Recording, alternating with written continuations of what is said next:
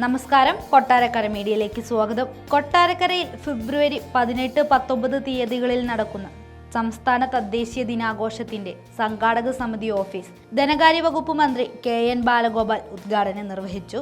കൊട്ടാരക്കര നഗരസഭയിൽ നടന്ന ഈ ചടങ്ങിൽ തദ്ദേശ സ്വയംഭരണ സ്ഥാപനങ്ങളിലെ അധ്യക്ഷന്മാർ, മറ്റ് ജനപ്രതിനിധികൾ, വിവിധ രാഷ്ട്രീയ പ്രതിനിധികൾ, സംഘാടക സമിതി അംഗങ്ങൾ, ഉദ്യോഗസ്ഥർ തുടങ്ങിയവർ പങ്കെടുത്തു.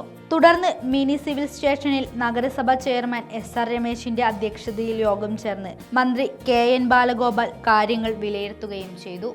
ആ സെക്രട്ടറികൾ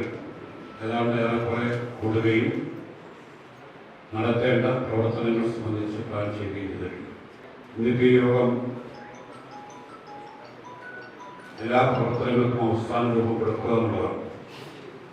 ഓരോ സബ് കമ്മിറ്റികളും നിർവഹിക്കേണ്ട പ്രവർത്തനങ്ങൾ സംബന്ധിച്ച് അവസാനം രൂപപ്പെടുത്തുകയും അതിൻ്റെ പ്രവർത്തനം എടുക്കുകയും ചെയ്യുന്നതാണ്.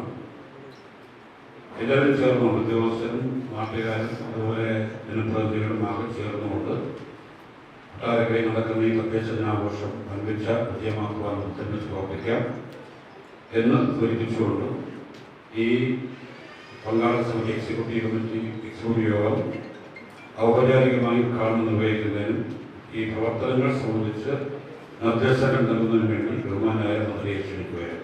നമുക്കിത് വിശദമായി ഇതിന്റെ കാര്യങ്ങൾ ഏറ്റെടുക്കാൻ വളർന്നതാണ്. കാരണം കേരളത്തിലെ സർക്കാരിന്റെ പ്രവർത്തനങ്ങൾ ധാരാളം നടക്കുന്നുണ്ട്.